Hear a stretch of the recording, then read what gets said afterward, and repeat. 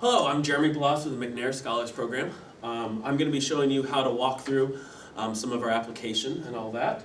I do invite you, since this is on YouTube, to go ahead and click the little sprocket down here and make it go faster. Make it go to 1.5 or 2 speed. It'll get you through part of it, and then slow it down when I get to the part that you might have a little more confusion about as well. This video is just for our talking about our application, our general application part. We'll have 3 different videos. One talking about the general application, one talking about our recommenders, and then one talking about mentor application as well. So go to mcnair.missouri.edu. You're probably already there. Click on the application part. You can see the next part, our application. I got that. This is the first application that you do. Go ahead and scroll down a little bit for me. The first part just talks about some general information on it. Everything that you might need to know, everything else about it. If you keep scrolling down, the next part really talks about the checklist of everything that you need to have, our application procedures. Please read through all this. We've got some great information on there, a little more technical than everything that I'd be able to provide, but it's all right there. It tells you everything about it. If you're interested about our program, this video is more talking about application. I invite you to watch our informational video as well, or come into our office and talk to one of us. We love talking about our program and telling you about our successes and be able to see if it's the right program for you. Our application process. You can see there's a couple different things. Complete the following pages. This first document is mainly some demographic information that we need to get about you. Then we are going to be asking about letters of recommendation. I'll be talking about this more in the next video, but you can see what we're asking there for there. Then we want you to, some more information, go ahead and scroll on down. We're going to be asking about tax information. I'm going to be covering that later on. We're going to be talking about personal statement. I'm going to be talking about that a little bit later on. You can see the 4 main things we want you to talk about. Academic profile, I'll be talking about that in this video as well. And then finding a mentor, we'll be talking about that later on. So, once you start this application, as long as you're accessing it from the same browser and your same computer, you'll be able to access it and be able to come in and out of it as much as you want until you get to the end and actually submit the application. But to be able to go any further on there, you have to at least fill out this first little part. So please, if you're debating whether or not you want to apply, fill out this first part. Walk along with me and listen to this video. So this first part, just student information, go ahead and fill all that out information as well. Local address, that should be obvious as well. And then click the next arrow to go to the next part of it. If you also notice up at the top of the screen, the little gold bar started to fill in so you can see how far along you are on the different pages. So the first question, we're going to be asking about what research internship you want to do. Most of our scholars, we select around 19 every year, will be going for the academic year of 2017-2018 in this case, but typically most of our scholars do it during the academic year. Some students do it during the summer, and typically there's a reason for that. We had one student who was doing a study on bugs, and bugs are only active during the summer. Another student who was doing stuff on 4-H, and 4-H was only really active during the summer. So the research really kind of dictates when you do that. This is something to discuss with your mentor when you might want to do it. There are a lot of summer research opportunities out there for you, not as many academic year research internships out there for you. We're one of them out there. So go ahead and put it for whatever term you want to do it. Now, every year we might have funding, and did you also notice that during that you would be doing it for the summer following the academic year. Now, every year we sometimes have funding and space available to be able to take someone in this next immediate summer here in a few months. If you want to be considered for that, fill out this space. It depends on if it's funding. So if yes, you want to be considered for that, go ahead and let us know on there. Yes, preferably, if that's what you're really wanting to do, go ahead and put that. No or unsure. Put unsure if, maybe you haven't found a mentor yet, you haven't discussed it with your mentor yet, but you're not unsure, that's kind of a maybe. None of this is set in stone. It's something that then will allow us to be able to discuss it with you. Because part of our process is you do all 3 of these things and we have interviews. And the interviews go over all the different parts of our program. And it's really a great way to get to know who you are a little bit more, as well as to be able to see, give you more of a voice than what might just be in this application. So if we scroll down a little bit more, you can see the academic information.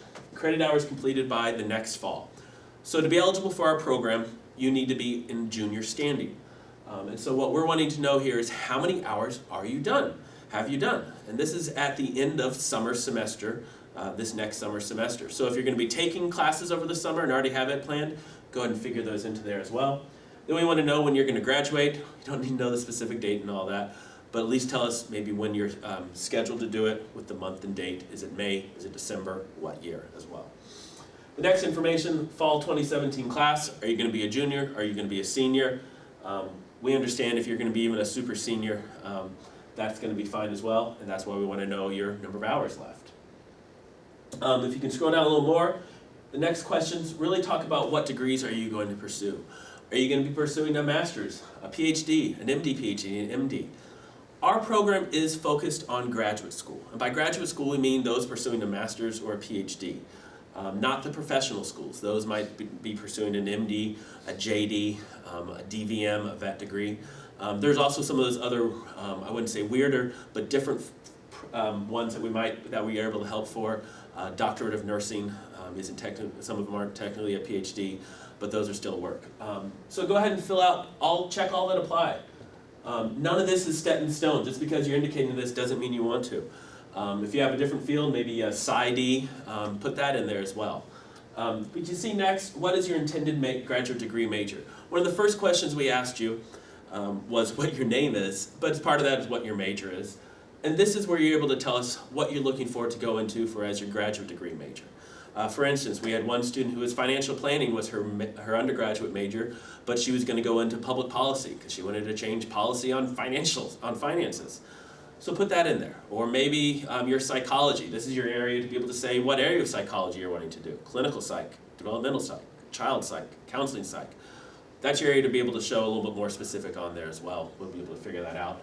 And it will really help us later on when we're looking at your application and your personal statement and everything else, kind of see what you're thinking about on everything there. Go to the next part of this, starts talking about eligibility. To be eligible for our program, you must have a 2.8 GPA. That's why we're asking about GPAs later on, actually. But be either a first-generation student and meet federal income guidelines. So here's our definition of what a first-generation college student is, meaning custodial parent has not received a 4 years bachelor's degree, who also has a specified income level. So what we mean by first generation, basically the parent that claims you're on their taxes does not have a bachelor's degree. If they have an associate's degree, maybe they have some college, that doesn't count for us, which is good, it means you're probably eligible. And then the other one, maybe they got a degree recently, maybe after you turned 18, or maybe they just got it a couple months ago. If that's the case, come talk to us. We'll be able to help you determine if we would be able to consider you first generation as well. Then the other part is specified income level. We'll be talking about that a little bit later on, but pretty much what this is, it's set by the federal government as determined by the federal registrar. They typically don't come out that information until March, so this will probably that information for the most recent year won't be known to us until after these applications are due. It is need-based. We'll be able to talk about that a little bit more in this next part. There's a big or, a member of a group underrepresented at graduate education, meaning Native American, Black or African American, Hispanic, Pacific Islander, etc. Or both of the above.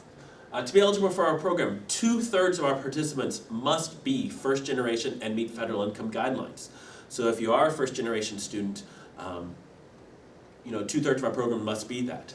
So if you're underrepresented and first generation, please try to get yourself in that first generation group because we need to select more for that. If we scroll on down, here's where it actually asks you, are you first generation? Yes. At the end of our program, at the end of this application, we do ask you to confirm everything, equivalent of a signature. Are you a U.S. citizen? Yes. If you're not, you'll probably know you're not, but then we'll ask if you're a permanent resident. So if you are a U.S. citizen, you don't need to answer this next question of whether or not you're a permanent resident. You can just leave that one blank. If we keep scrolling down, we're asking the next about your racial, ethnic background. Please check all that apply. If you're mixed, that's fine, but put other and put what you're mixed with or on that. We just mainly need to see that you're one of the underrepresented groups. Now, income information. This is an area that I would love to be able to have this on here, but this isn't a secure place for you to upload it. So in this case, what you'll need to do is bring to our office one of these documents. The most recent year IRS Form 1040. So this most recent year that just completed a couple of months ago, go ahead and bring in then that 1040 from your parents, assuming you're a dependent student. If you are an independent student, it needs to be independent as determined by the financial aid office. If you're debating whether or not you are, come talk to us. I'll be able to help you figure it out, or someone in our office will. You can see we need a 1040 form 1040, 1040A, or 1040EZ.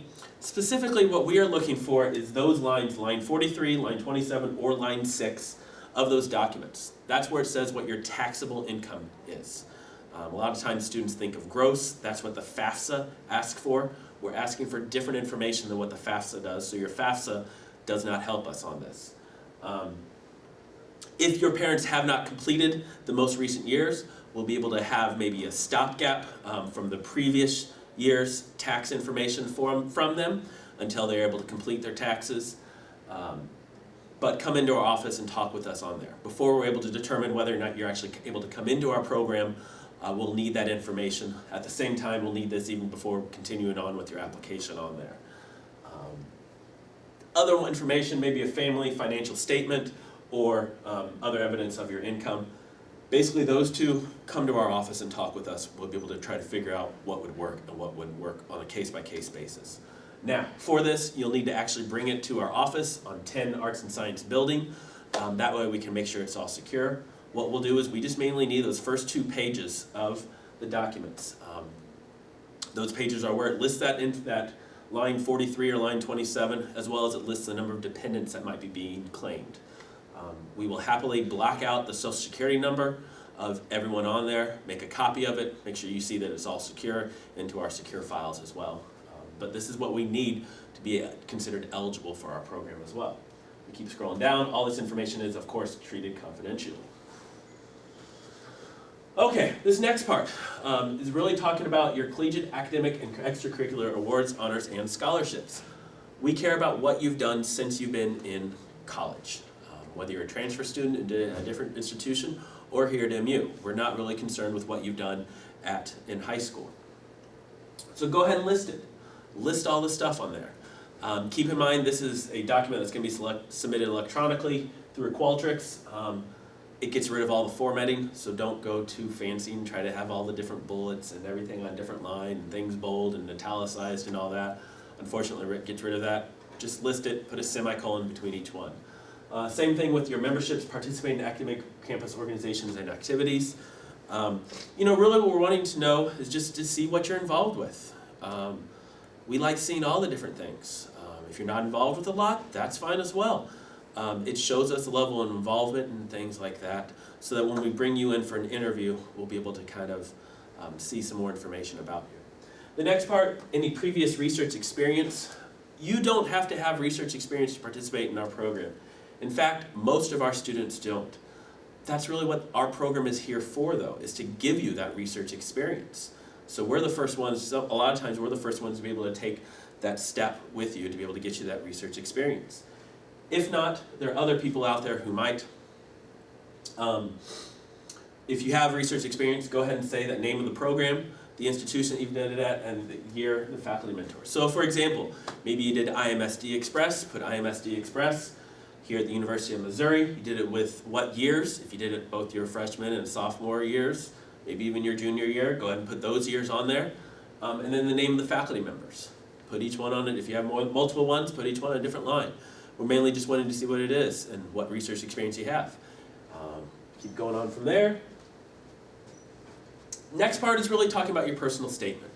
For your personal statement, here are the 4 things we're asking: relevant background information, interest in pursuing further academic work, why you want to participate in McNair, and description of research interests. As you can see, we ask for them to be 500 words or less. We're not stricklers on that. We're not going to be counting the words. The main goal is that it's not too large, it doesn't go too rambling, but you're able to still get it into a condensed format. We're going to be reading lots of different applications. So we want around 500 words. You go over, that's fine. Don't worry too much about it. But really relevant background information. So what we're really wanting to know is, why are you in your discipline? Why did you decide this major? But then keep going on from there. What is your future academic and career plan? What do you intend to do with this major? Are you going on to graduate school? What are you going to be doing with graduate school? I think that's always an interesting information that students are able to give us. Because then it really goes into the next question of why you want to participate in McNair. That's your opportunity to show that you've done your homework and that you've looked at McNair and you're excited for the different aspects, whether it's the pay, whether it's working with the faculty mentor, maybe it's a GRE preparation, or it's the conferences we'll be able to send you to. Tell us about that, what is interesting to you about McNair. And then finally, a description of your research interests and or research proposal area. This is part of the entire 500-word essay, so it's not too much information to be able to give us, but it's an area to be able to show I'm really interested in researching X, which hopefully will relate back to your background information or why you're in this discipline or what you're going to be doing. But also later on when we look at your mentor application to be able to see what they're researching and how that ties into there. So we can really kind of try to start to see the fit that you have with your mentor application as well. And you can see right here, you can just click on there or drag the Word document over and drop it right in there. In that case, the Word document will see everything that you format in there. This is really your voice in the application. It's your opportunity to be able to say everything that we should know about you and what else we can do with you. If you scroll down, the next part, submit a student academic profile from MyZoo. This is our way to be able to see what your grades are, what classes you've taken, be able to go from there. We see that. This little area has, if you scroll down a little bit on this, has a really great way of how to request the unofficial academic record. This is the equivalent of your transcript, but we don't need you to pay whatever it is, amount for it. This area really talks about it really good, really well. You see in the Student Center, this is the main way to do it. Right here in the academics area, you see other academic, you drop down right there, and it's listed right here, student academic profile. If you click on that, click on the arrow, it will then give you another option saying, do you want to send this academic profile for this person? And you say yes, submit. And then what it does is it sends you a PDF in an email to your email address, and you go and get that there. So wait the 20 seconds that it takes, download that file, and then come right here and be able to upload it to us and give that to us as well. Same time, look at what your profile is saying and tell us what your GPA is for the most recent completed semester, because that's what we base off of whether or not you're eligible for our program or not. That's mainly most of it. The next part of it is, go over there and start to get ready to turn it off. The next part of it is just confirming everything. This is the equivalent of you signing that application. So yes, I certify everything on there, and then read this other information. If you click submit, the application's done, it's submitted, you're not able to do anything with it. If you have issues with it later on, come talk to us, somebody in your office, in our office, we'll be able to kind of wipe that away and get you a new one. But you'll submit the application, and then it'll send you an email telling you you've submitted everything. Now, just because you've submitted this part of the application doesn't mean your entire application is completed yet. You'll still need to work on getting your mentor application, which you do not have to have a mentor to apply, but it's strongly encouraged, as well as getting your letters of recommendation. So go ahead and click submit, and you'll be able to go on from there. Thank you.